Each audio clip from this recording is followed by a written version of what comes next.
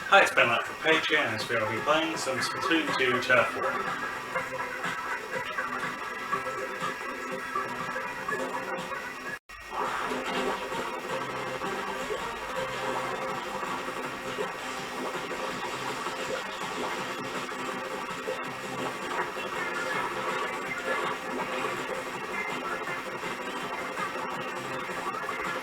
There's some interesting choices to find us off. Quite honestly, I was hoping that they would end this Splatfest with like one of the songs from Splatoon 3, because that would be a pretty great way of ending it, introducing some of the new songs. I mean, this is still quite a good song, so I don't really mind. It just would be kind of cool if they could have a Splatoon 3 song, since this is the final Splatfest for Splatoon 2. Would have been a nice way to end it off.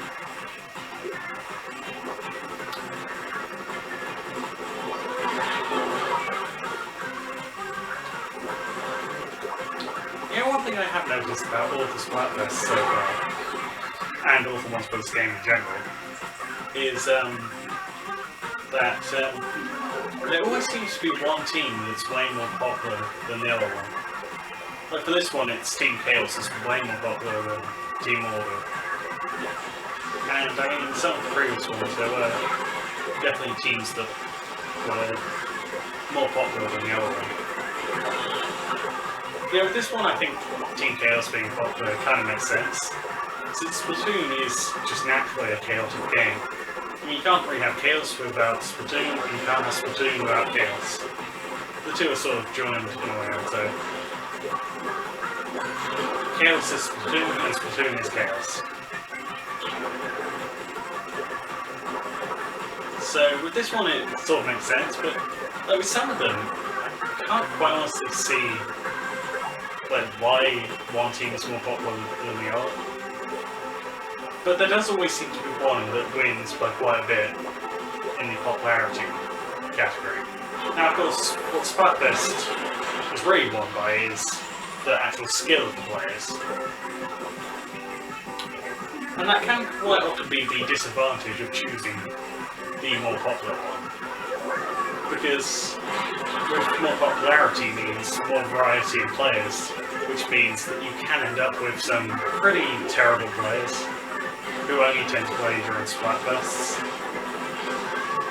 That's not that bad of a thing, but it definitely means that the most popular team usually loses overall, because they have the less skilled players. I mean, it's not always the case, but I've noticed that being a pretty consistent thing through most of the Splatfests, that the more popular team always tends to lose, because it's just overcrowded with players, most of which aren't that good, so yeah.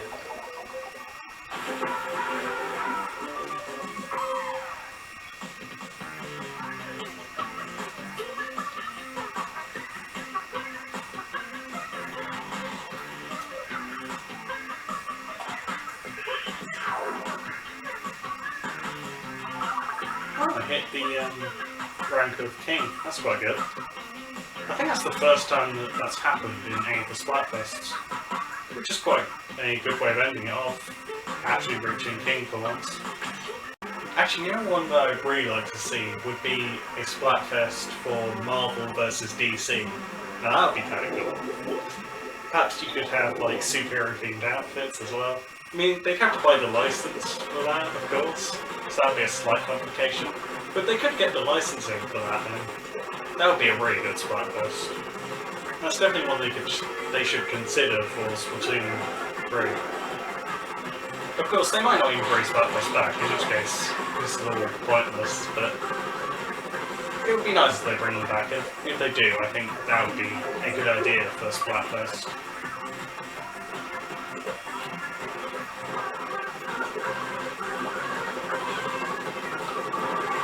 Actually, another one they could do, it's specific to the Splatoon universe, they could do Octarians versus Samuroids, which will indeed prefer. I think most people would go for Octarians just because they have a lot more backstory and a bit more personality. But it would still be an interesting Splatfest nonetheless.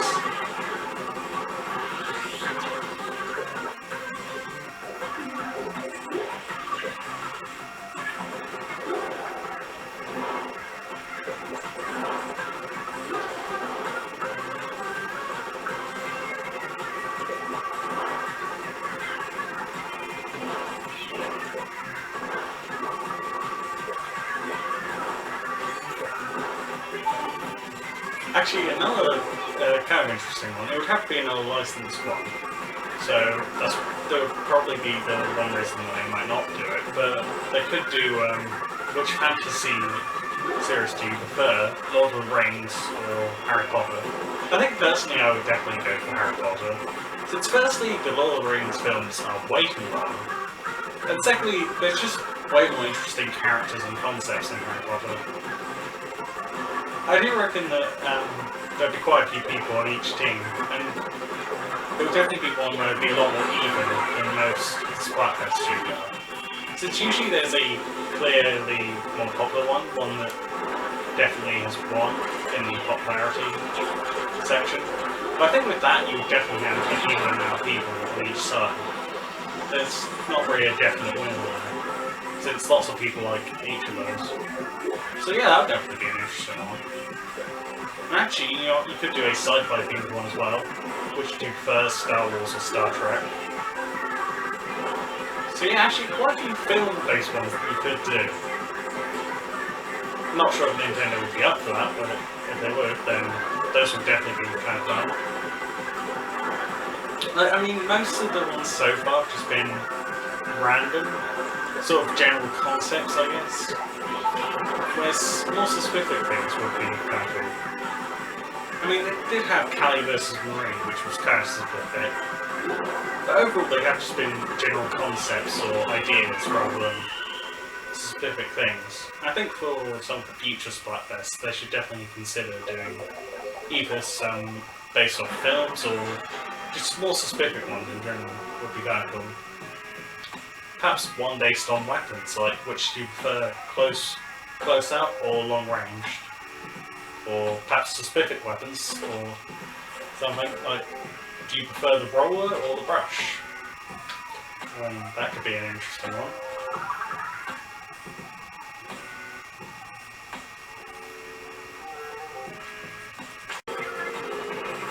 Yeah, I'm really intrigued to see what they do for Splatoon 3. As far as new weapons, new stages, especially the story mode. Like, the story mode for Splatoon 1 is good. In fact, I don't even say it's great. Splatoon 2, okay at best. Splatoon the Octo expansion, well, Splatoon 2 the Octo expansion, I'd say it's probably the best the storytelling's ever been. I haven't played it, so I don't know what the gameplay's like, but story-wise, it looks really good. And there's a lot of good character development in that one. I kind of want them to do something slightly different with Splatoon 3. Like, not too different, but at least slightly different. Like, I think gameplay-wise it's fine as it is. Perhaps add a few new additions, but overall it's good, so leave that as it is. But I think story-wise they need something just a bit more detailed, perhaps. Like, the Octo expansion was a step in the right direction. However, I think Splatoon 3's story mode should perhaps be just a bit more detailed.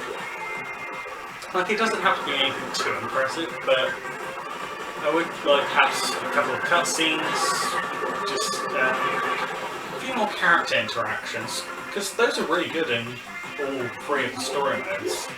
There just aren't that many of them, unfortunately. And most of them are done through the little text boxes.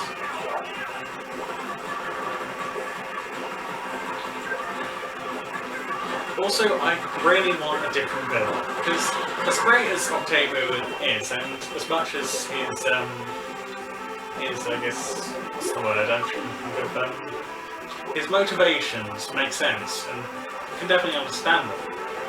And in general, he's a great villain, but he's been in the first two games, so I think it's time for a change.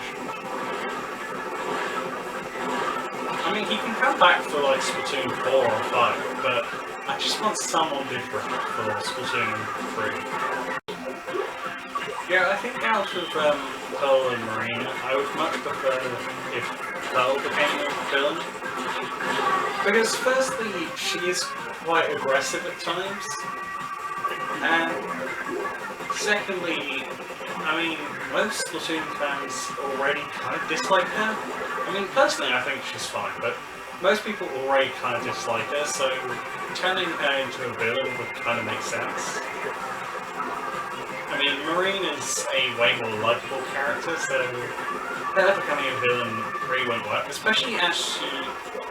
I mean, her origin is essentially she was working with Octavia, and now she's had her redemption, so I think to go back on that would just kind of not work for the character and do her a disservice. So I think that if they're going to go with one of the members of Off the Hook, it should definitely be Pearl. Since most fans already dislike her, she has a tendency to sort of, I guess, become angry quickly. And she's in general a bit chaotic, and I think that would be perfect for a villain. It would work very well. Like, DJ Octavia is kind of essentially a dictator, and he wants order, whereas Pearl is essentially the opposite of that. That would be really interesting as a villain. To just have something completely different.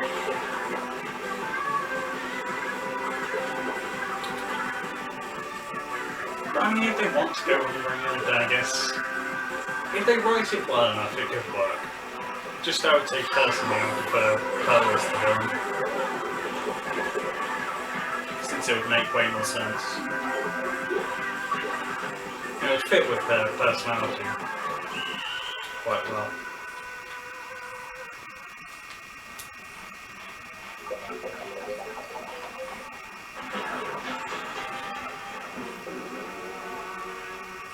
That's a shame we lost that one.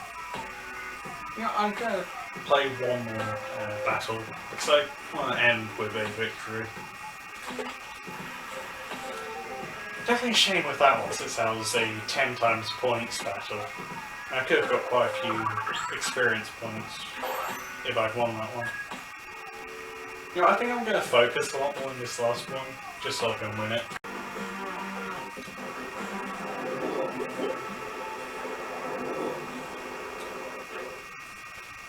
Alright, so the key to this stage is to get to the centre and then fend off any enemies.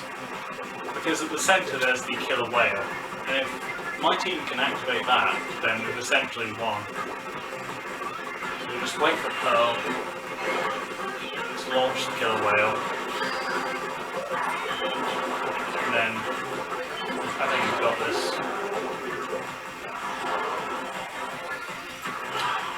I do quite like how this stage is essentially part of the Octo expansion's story. In fact, I think it's the ending of their story.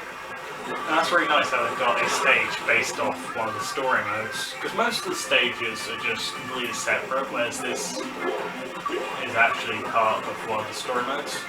And also they're just various different references, such as Pearl with the killer whale, and the helicopters in the sky. And of course the most obvious one is the down Statue of Liberty. Or at least I think that's meant to be the Statue of Liberty. That's what it kind of looks like. Yeah, it's just sitting in the ocean. That was of course the base of the main villain of the Octo expansion. That's it for this video. If you enjoyed this video, don't forget to like and subscribe.